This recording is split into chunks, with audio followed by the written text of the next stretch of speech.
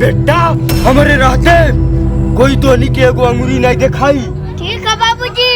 घबरा के फोन लगाओ, कह दे कि बाबू एक ट्रक माल मंगना गोदाम पर आ जाए चाहिए। ठीक है बाबूजी, पहले फोन कर दिला घबरा के। लगाओ।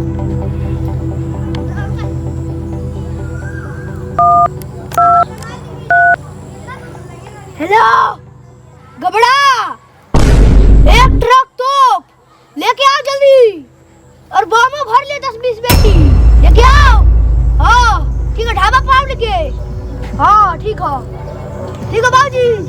लेके आओ था ना। हाँ बाबूजी ठीक बा। कभी हम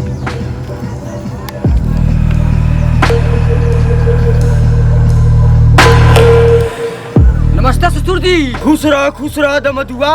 नमस्ते बहुना। खुश रही साले साहब। नमस्ते बहुना जी। खुश रहो छोटके साले साहब। करे दमदुआ साला इतना दिन आप का कर रही है? विदाई करवावे आइल है ससुर जी। का विदाई?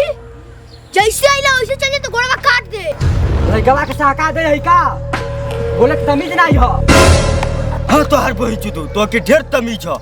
तू 5 साल के हमारे लड़की के छोड़ले हुआ तो के ज्यादा समय मार साले की। तोरे मोहन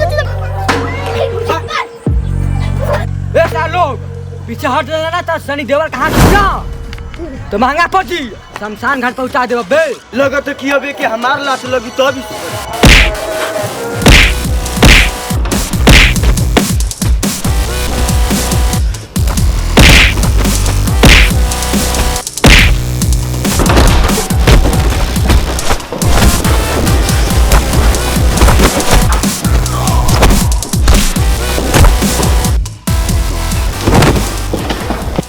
चल लेकर बैग निकाल। बैग में रुपया ले ले का निकाल। रख ले जाएगा, चेक करते रहे का ले ले। चेक कर, मिठाई उठाई लिया लेकिन नहीं तो नहीं कर। अरे लड़की के दुख नहीं न होई। बाबूजी खाली पार्ले ले आला। तो हार बही चुदो एगो पार्ले लेके आओ तो ससुरारी।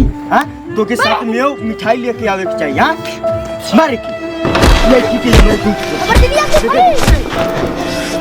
हां दुख दे और बही चुदो विदाई करा। कमाई कहीं और विदाई करा। चल लेके बैग पहना, बैग पहना।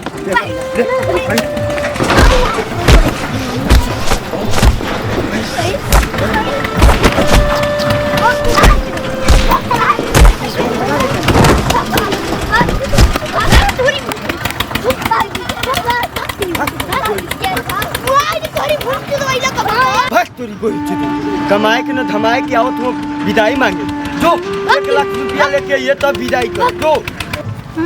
तोहार बहन तो पुलिस लेके आओ थिला तो उनका जगान मरवा दे। बात तोरी बहन के तो मल्ले हो सो तोहन रुजो।